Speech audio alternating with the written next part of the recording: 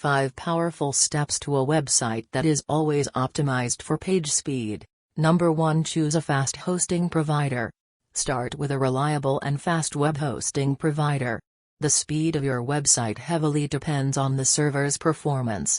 A managed hosting solution can also help you with server. Number 2. Optimize images and media.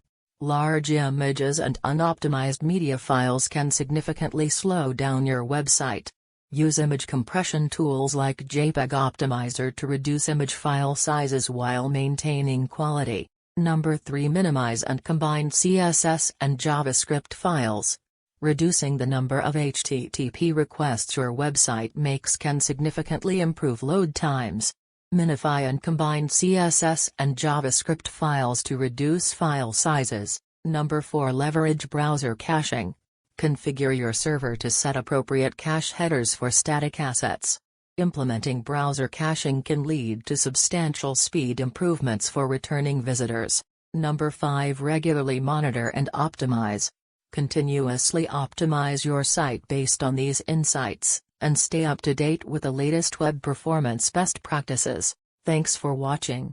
Don't forget to like, comment, share and subscribe.